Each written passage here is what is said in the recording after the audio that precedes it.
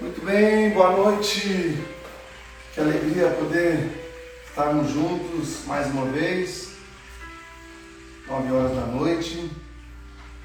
Hoje, nesse horário, eu teria um show em Adolfo, no interior de São Paulo, mas infelizmente nós tivemos que mudar a data para segunda-feira próxima, por conta das fortes chuvas que estão acontecendo na região.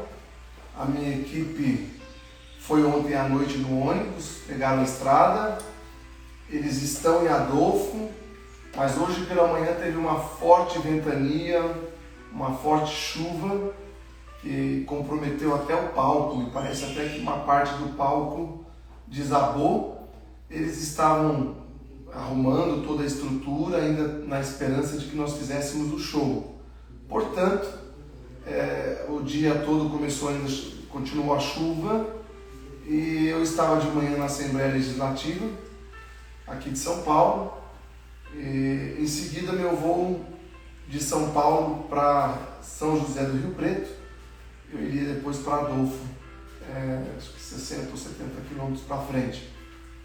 Infelizmente não foi possível nós estarmos lá em Adolfo hoje por conta disso, mas o prefeito me telefonou, conversei com o prefeito, também com a produção, e nós chegamos numa conclusão de que seria melhor então a gente passar o show para segunda-feira, uma vez que amanhã eu vou estar em Minas Gerais, tem um show amanhã em Minas. Amanhã onde é? Contagem. Amanhã é aquele show da churrascaria, né? Em Contagem.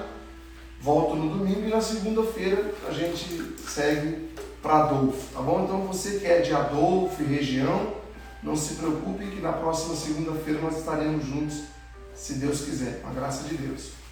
Livro na mão, todo mundo junto? Vamos lá? O livro Aceita que Dói Menos. O título hoje é o quarto dia, a quarta reflexão. Vamos lá ler e meditarmos juntos, tá certo? Lembrando então que nós fizemos só uma pequena retrospectiva. Nós meditamos no primeiro dia no meu programa na terça-feira, A Decisão é Sua. Lemos a introdução. Fizemos o primeiro capítulo, A Decisão é Sua, no programa. Depois fizemos o segundo capítulo aqui com a live, Desistiu, Aceita que Dói Menos. O terceiro capítulo, As Aparências Enganam, que foi ontem. Fizemos sublinhamos vários textos, vários parágrafos, várias palavras que julgamos ser importantes para depois meditarmos novamente. E hoje, o quarto dia, o tempo é um presente de Deus. Vamos lá.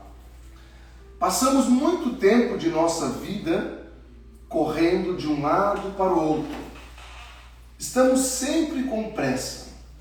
Só pensamos em trabalhar, juntar dinheiro, enquanto somos jovens, porque temos braços e pernas fortes e não ficamos doentes tão facilmente. Buscamos apressadamente juntar coisas materiais, usando as mais diversas desculpas por acreditar que só teremos esse tempo, o hoje, porque o ontem, o passado já se foi. Perdemos tempo. E o futuro, quem sabe? Talvez não tenhamos tempo. Os dias de hoje exigem de nós cada vez mais velocidade. É preciso correr, correr, correr. Mas você já pensou se está usando bem o seu tempo? Vamos sublinhar isso, porque isso é uma pergunta e nos leva a uma profunda reflexão. Você já pensou se está usando bem o seu tempo? Vamos lá.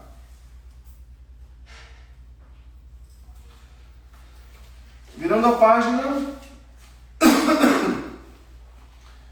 eu sinto e acredito que as pessoas estão cada vez mais sem tempo.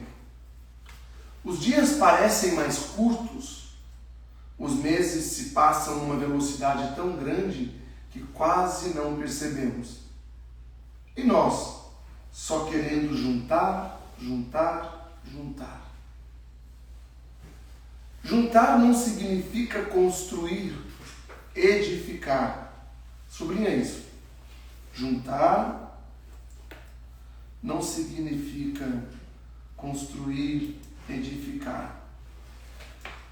Você está juntando tanto, será que está se esquecendo de construir sua vida sobre a rocha que é Jesus Cristo?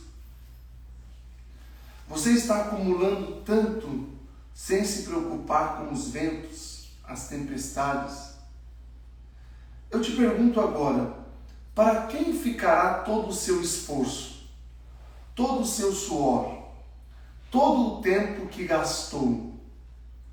Você parou para pensar se o que dedicou sua vida para juntar permanecer depois que você se for? Você já parou para pensar se o que dedicou sua vida para juntar vai permanecer depois que você se for? Para quem que vai permanecer? Eu não acredito que você ainda não tenha tido tempo de pensar nisso. Ser inteligente não é ser sábio. Sublinha isso. Ser inteligente não é ser sábio. É preciso viver com sabedoria, e só se vive com sabedoria quando se está junto de Deus. Vamos sublinhar isso?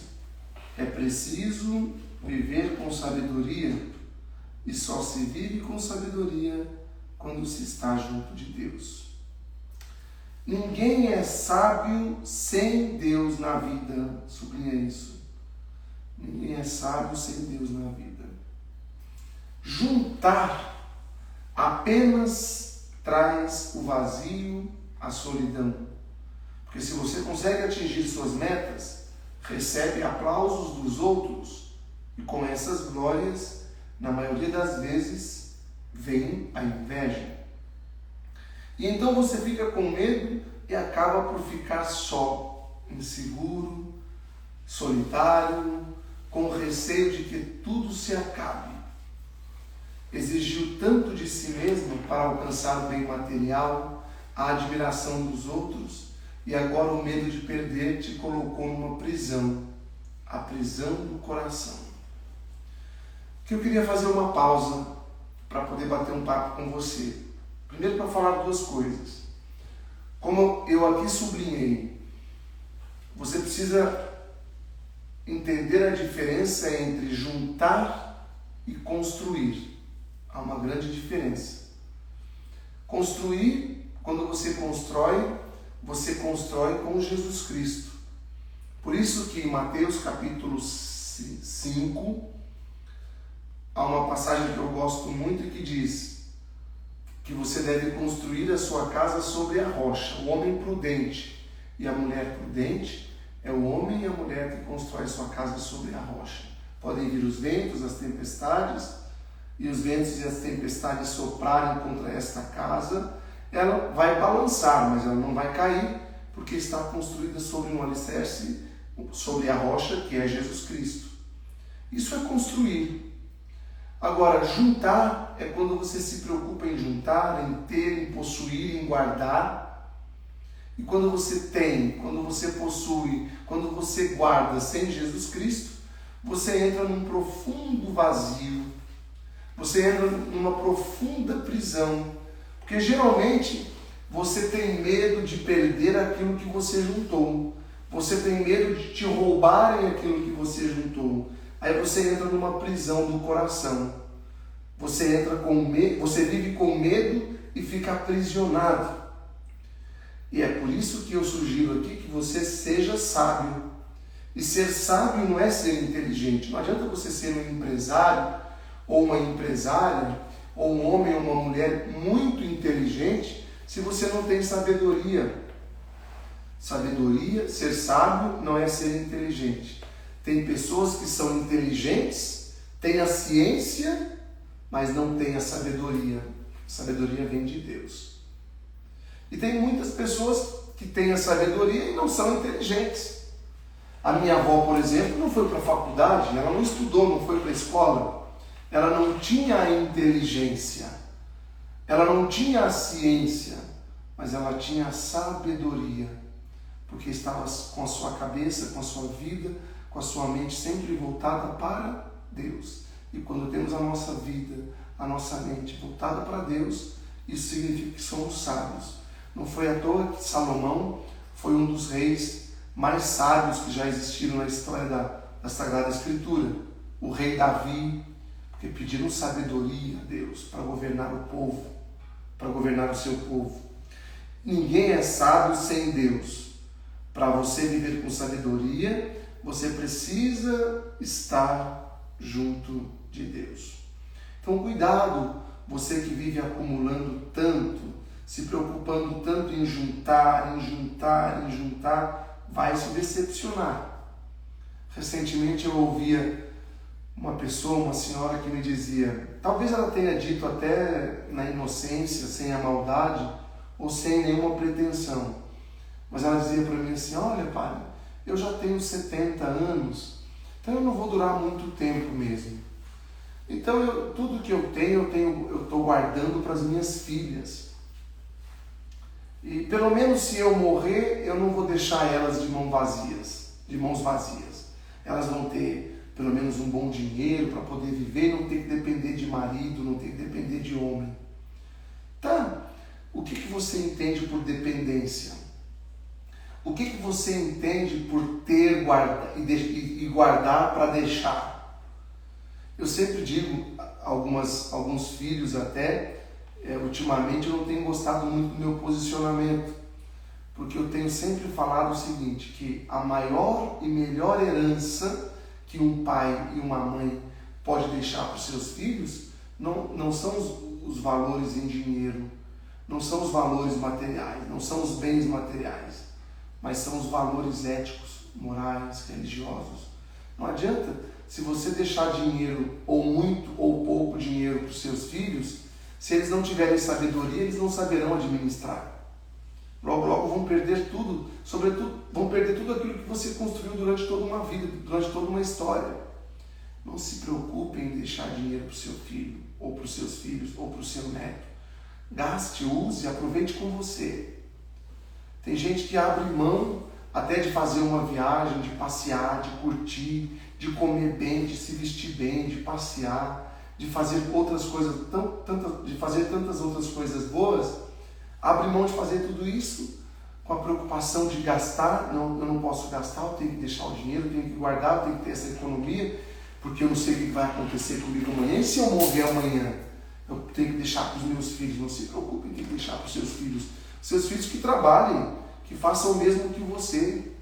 É por isso que tem muitos e muitos filhinhos de papai, filhinhos de mamãe, que estão fazendo o quê? Estão aprontando aí com a vida, por quê? Porque ganha fácil, né? Não sabe o valor do suor, não sabe o valor do trabalho. Daqui a pouco minha mãe... Você não sabe, mas eles pensam assim. Minha mãe está velha mesmo, meu pai está velho, daqui a pouco eles vão morrer, eu vou ficar bem. Aí eu vou cuidar da empresa, aí eu vou cuidar da fazenda, aí eu tenho um apartamento, eu tenho um imóvel, eu tenho uma casa e eu estou bem. Para que eu tenho que me preocupar em trabalhar? Me preocupo não. Olha só o pensamento do seu filho. Olha só o pensamento da sua filha. Cuidado, você pode estar cometendo um grave erro. Então, é preciso pedir a Deus o quê? Sabedoria.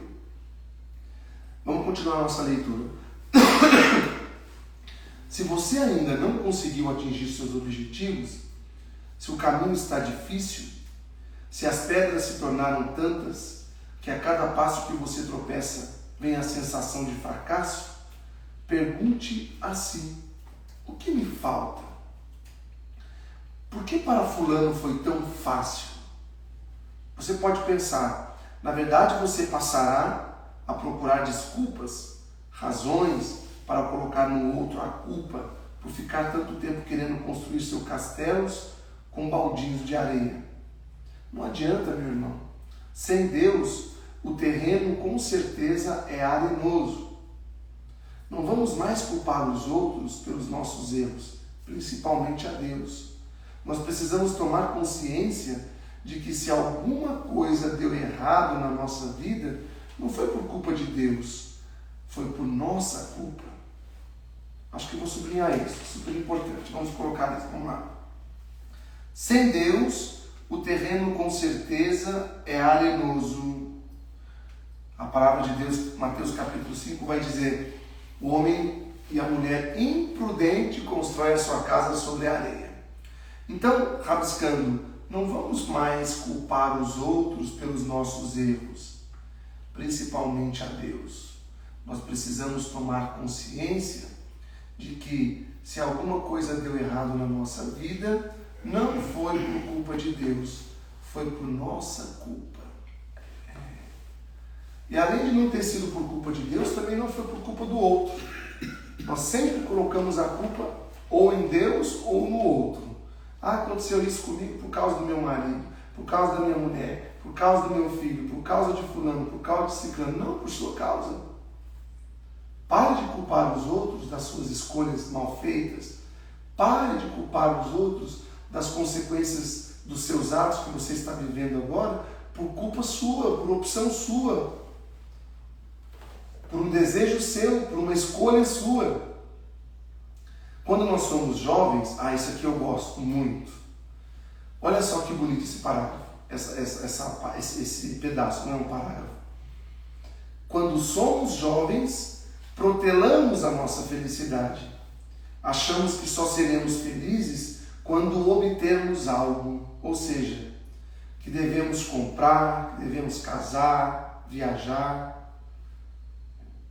O curioso se dá aos 40 ou 50 anos, quando já tivemos algumas perdas na vida.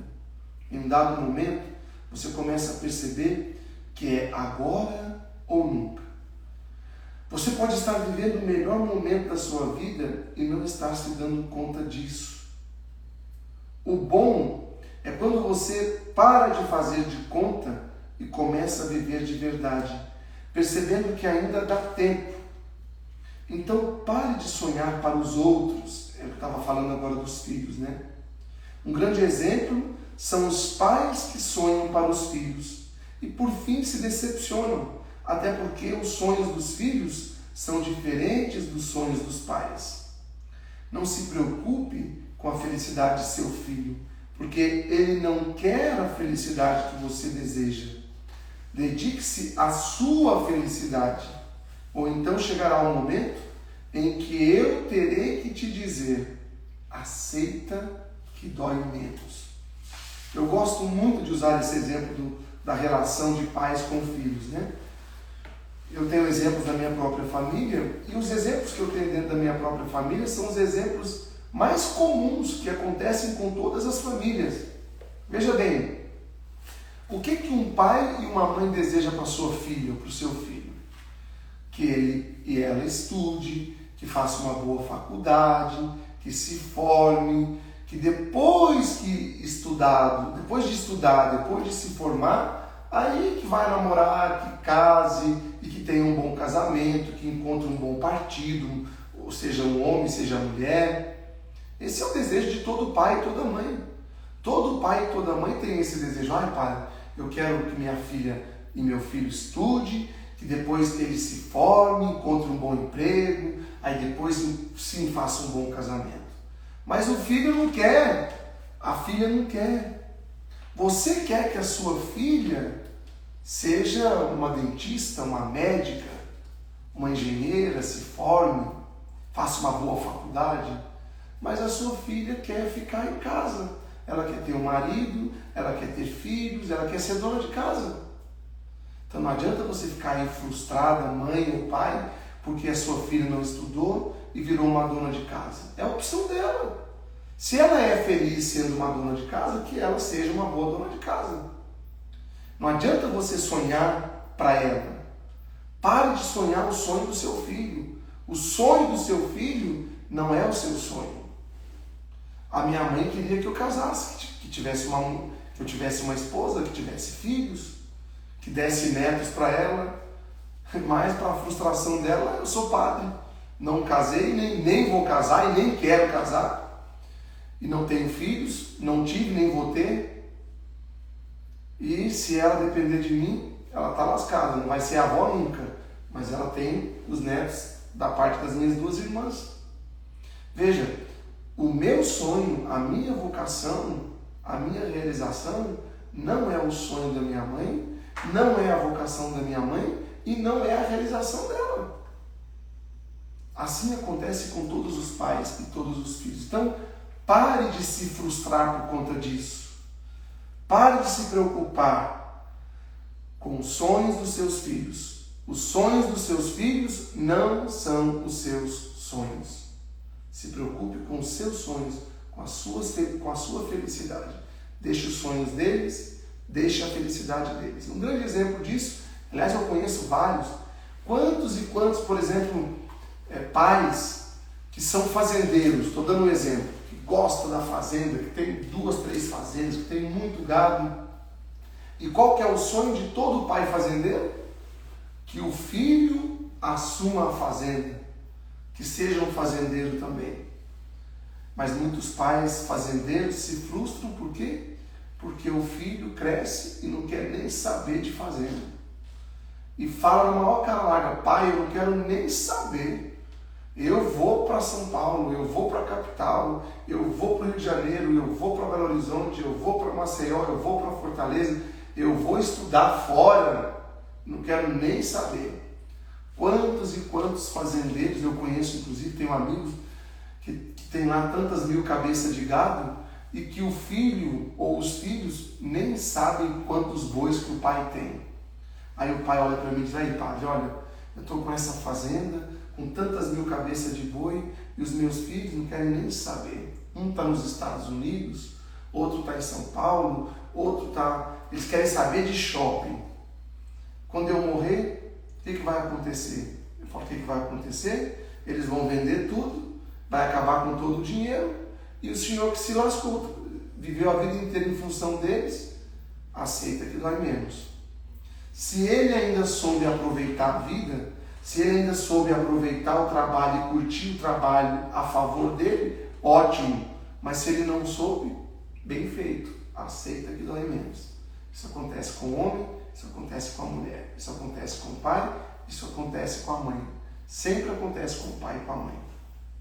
Quantas e quantas mães, quantos exemplos que eu tenho de mulheres que trabalharam a vida inteira e de repente tiveram um infarto, morreram, deixaram tudo para os filhos e os filhos colocaram tudo a perder. É assim que você quer? Então aproveita o pouco tempo que ainda lhe resta. Curta você, gaste com você. Se você tem muito para sobrar, Deus seja louvado, que bom. Mas aproveite. Se você tem para você aproveitar e sobrar, que bom. Mas se você não tem para sobrar, aproveite com você. Se sobrar para os filhos, bem. Se não sobrar, eles que vão trabalhar e vão aprender a lutar, a suar igual você suou, sua boba, seu bobo. Preste bem atenção.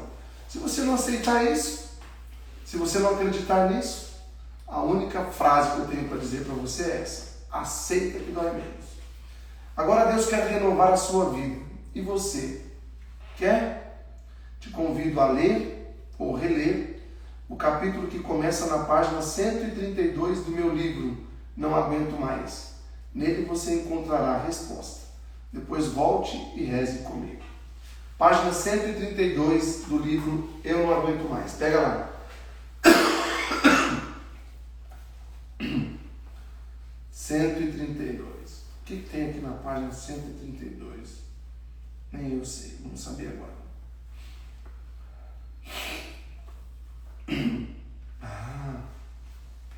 Muito legal. Eu até sublinhei bastante coisa aqui. Depois nós vamos voltar para fazer a oração do livro Aceita que dói menos, tá bom? Deus quer renovar a sua vida. E você? Começarei este capítulo com algumas perguntas que ouço com certa frequência. Se Deus nos criou para sermos felizes, por que então existem tantas pessoas infelizes? Por que então existem tantas pessoas infelizes? Por que, Padre, eu estou infeliz? Por que eu estou vivendo esta situação de tristeza, de angústia, de sofrimento na minha vida? Por que o meu casamento não deu certo? meu relacionamento, meu namoro não vingou? Por que a minha empresa está falindo? Por que tudo que eu empreendo não prospera? Padre, a minha casa está de ponta cabeça, a minha família está destruída e eu não consigo sair do lugar. Muitas vezes eu dou um passo para frente e 50 passos para trás. O que está acontecendo comigo? Essa é uma das reflexões que eu mais gostei. Eu cheguei até a anotar aqui, ó. Esse é o livro, eu não aguento mais. Ó, tá vendo? Eu cheguei até a escrever aqui, ó. Esta é uma das reflexões que eu mais gostei. Está vendo? Vamos lá, vamos fazer juntos? Se você se identificou com uma ou mais dessas perguntas, saiba que você não está sozinho. Quantas e quantas vezes eu sou questionado por você, minha irmã e meu irmão, com todo tipo de queixa, com todo tipo de infelicidade. Vamos analisar um pouco mais de perto esta questão e garanto, existe uma resposta que se dá por meio de uma pergunta que eu quero fazer a você. Esta pergunta é uma das que eu mais gosto. Por que você espera resultados diferentes se você faz tudo sempre igual? Reflita sobre isso. Se você quer alguma mudança, se você quer que alguma mudança aconteça na sua vida, profissional ou pessoal, não adianta ficar olhando para o céu e esperando que as coisas venham de mão beijada. É preciso que você dê o primeiro passo, que você faça a sua parte. Você precisa fazer a diferença. Deus te dá o caminho, te ajuda, mas de nada adianta se você não aceitar a mão de Deus em sua vida. Deus não vai mudar a sua vida se você não se transformar primeiro. É preciso que você faça a sua parte e dê o primeiro passo. Que você saia da sua zona de conforto, do seu comodismo e faça tudo o que estiver ao seu alcance. E confie, a partir disso, Deus vai te ajudar a fazer aquilo que você não pode. Vamos olhar um pouco mais para as situações recorrentes do dia a dia. Quantas vezes você se viu colocando a culpa nos outros por seu fracasso? Nós somos mestres em responsabilizar os outros e apontar o dedo dizendo: a culpa é dele, a culpa foi dele. E quando não conseguimos culpar alguém, o que acontece? Culpamos Deus. Imagine, Deus nosso Pai, que nos quer tão bem, culpamos Ele. Reclamamos para Ele que não estamos recebendo sua ajuda. Temos que entender, a culpa é nossa, a culpa é sua. Está descarregando um dos celulares, tem que colocar. Pega a extensão, por favor, lá na mesa e bota aqui a tomada, por gentileza. Temos que entender que a culpa é nossa, a culpa é sua. Deus não é o culpado das nossas transgressões, das nossas más escolhas. Deus não é o responsável por você ficar acomodado, acomodada, enquanto a vida passa. Deus nos apontou caminhos e que culpa Ele tem se nós escolhemos desviar dele? É isso que está acontecendo hoje com muitos de nós. Buscamos os problemas com os nossos próprios atos. Vamos a exemplos práticos. Eu já dei esse exemplo várias vezes e é um dos exemplos que eu mais gosto de dar, porque é justamente o exemplo do dia a dia, não é? Eu falo sempre que eu não tenho nada contra quem fuma, mas o fato é que fumar faz mal à saúde.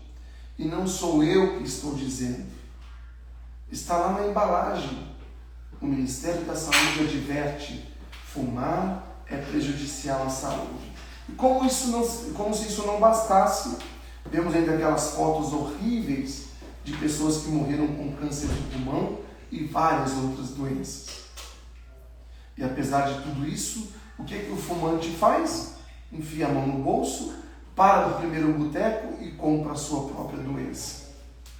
Ele paga por sua agonia, ele paga pelo câncer, ele paga pela morte. Repito, eu não tenho nada contra quem fuma. Você pode fumar, a escolha é sua, mas não adianta depois, quando estiver morrendo, ir atrás do padre, achando que ele vai te salvar. Não adianta você gritar aos céus que Deus não foi bom e te mandou uma doença. Deus não tem nada com isso. Foi você quem escolheu. A escolha é sua. Eu digo isso porque certa vez uma jovem me chamou para levar a unção dos enfermos ao seu pai, que estava quase morrendo. Ele tinha fumado a vida inteira e estava com câncer no pulmão. Pois bem, no meio do caminho, ela me disse que avisou o pai várias vezes, suplicou para que parasse de fumar, mas ele não a escutou. Quando chegamos ao hospital, entramos no quarto, ministrei o sacramento da unção dos enfermos e ela me perguntou com desespero no semblante: Padre, o meu pai vai morrer? Infelizmente vai, eu respondi.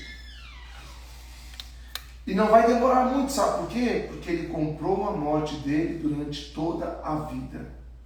Você mesma disse que avisou ele e ele não escutou.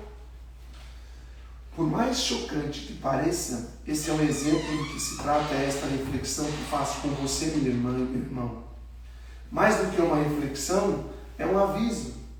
Você que é fumante, que está lendo este livro agora, pare de fumar. Pare de comprar a sua própria desgraça, a sua tristeza, a sua angústia, o seu sofrimento. Falo do cigarro, mas temos inúmeras maneiras de nos sabotar, de nos desviar de um caminho de felicidade. Talvez você precise parar de beber. Você bebe demais. Pare, dê um tempo. Ou seja, o caso até de você parar de brigar, de você parar de fofocar, de falar mal do outro, de ficar julgando as pessoas. Deixa de ser essa velha linguaruda, essa velha faladeira. Principalmente depois de velho, é tão feio. Nossa, é inaceitável uma velha, uma senhora de 60, 70 anos que fale mal dos outros, que fique julgando os outros, que vive num mundo de fofoca, numa vida de fofoca. Com 60, 70 anos, você não aprendeu ainda que você não deve julgar os outros? Que feio! Talvez você precise parar de também comprar a sua tristeza, a sua angústia, o seu sofrimento. Pare! Um livro é sempre uma experiência tocante e, na maior parte das vezes, solitária. Estamos só nós aqui, eu e você. Então eu peço que você aproveite este momento para refletir. Deus te quer sorrindo. Deus te criou para ser feliz. Não aceite a derrota. Não aceite com facilidade a angústia, a depressão, aquilo que te deixa triste, porque não é esse o desejo de Deus para mim e nem para você. Deus não quer que você viva no sofrimento, na solidão, na tristeza. O Deus que eu conheço, o Deus que eu sirvo, é o Deus que quer você feliz, que quer você realizado, realizada. Por isso eu faço uma pergunta: qual hábito você precisa parar de praticar na sua vida? Vou mais adiante. Deus quer renovar sua vida hoje. Você aceita? Então agora é a hora de pensar por alguns minutos, refletir em silêncio em tudo de mal e de ruim que você gostaria de parar na sua vida, e em seguida nós vamos fazer a seguinte oração. Vamos fazer a oração não deste livro, mas do livro Eu Aceito que Dói Menos. Pega lá de volta. Vocês notaram que uma reflexão tem tudo a ver com a outra? Por isso que eu pedi que você estivesse com os dois livros, porque uma vez ou outra nós vamos, enquanto estivermos meditando esse livro, nós vamos fazer menção ao livro Eu Não Aguento Mais e retomar uma das reflexões que nós já fizemos. É bom para poder a gente refrescar a nossa memória. Até porque as velhinhas estão esquecendo de tudo, né? Você não pode esquecer. Página 31, vamos fazer a nossa oração. Página 31 é a oração do capítulo 4 que nós meditamos hoje.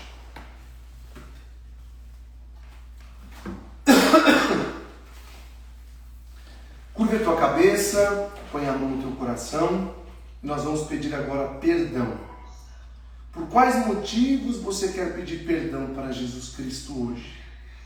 Em nome do Pai, e do Filho, e do Espírito Santo. Amém. Senhor Jesus, transforma a minha vida. Faz de mim uma nova mulher, um novo homem, me salva e liberta-me. Transforma o meu coração, entra na minha vida, fazendo o que o Senhor pode fazer. Sim, Senhor Jesus Cristo, me coloco diante da Tua presença para dizer: cura-me, Senhor, de todas as maldições, de todas as enfermidades que estão alojadas no meu corpo. Senhor, vai curando desde a cabeça até a planta dos pés, e que o Teu Espírito Santo, como fogo que queima, venha queimar todos os meus pecados agora. Venha transformar meu coração e minha vida, pois é no Teu nome precioso que eu clamo agora o perdão dos meus pecados. Quebra e derruba todas as muralhas que estão na minha vida. Quebra, Jesus, todas as pedras que estão no meio do meu caminho. Ó meu Jesus, eu me entrego em Tuas mãos agora. Eu quero ser uma mulher nova. Jesus, eu quero ser um homem novo. Sim, Jesus Cristo. Transforma a minha vida.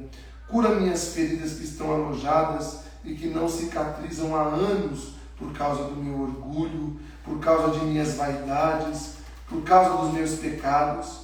E renova, Senhor, a minha vida, pois tudo que há dentro de mim precisa ser mudado. Eu quero ser renovado. Sim, Senhor Jesus Cristo, eu quero ser modificado agora. Assim como o vaso que é trabalhado, eu também quero me sentir trabalhada e trabalhado por Tuas mãos. Hoje, Jesus, eu sou esse diamante, essa pedra bruta que precisa ser lapidada por Ti neste dia. Senhor, faz de mim tudo o que o Senhor quiser. Renova-me. Tudo que há dentro de mim precisa ser mudado, precisa ser transformado pelo poder do Teu nome e do Teu sangue. Abençoa-me, Jesus, me livrando e me protegendo de todo mal, de todo perigo e de toda doença do corpo e da alma, em nome do Pai, e do Filho, e do Espírito Santo. Amém. Amanhã nós vamos meditar o 5º capítulo. Então, eu vou fazer uma pausa aqui, nós vamos jantar, e depois, daqui uma meia hora, eu volto para rezar o terço. Se vocês quiserem rezar o terço comigo, daqui meia hora, tá bom? São 20 para as 10, é isso? Isso. 10h15, o show lá em Contagem, isso. Então, muito provavelmente nós vamos fazer a nossa live aí, talvez meio-dia. Acho que meio-dia é um horário, hora do almoço, né? Meio-dia, então. Tá marcado amanhã, meio-dia, a nossa live, tá certo? Fazemos a live meio-dia e rezamos o texto ali no jardim. Tá certo? Amanhã, meio-dia. Para o 5º capítulo. Mas agora, hoje, daqui a pouco, 10h20, a oração do terço. Um grande abraço e até daqui a pouquinho. Aproveitar e trazer umas 2 caixas de presente para eu poder abrir. Boa. Tem alguns presentes que continuar. Pode ser que tenha alguma coisa de comer lá e esteja estragando. Um beijo no coração de vocês. 3.400 pessoas no Facebook e 1.340 no Instagram. Quase 5 mil e poucas pessoas. Um grande abraço e até daqui a pouquinho, se Deus quiser. Um abraço.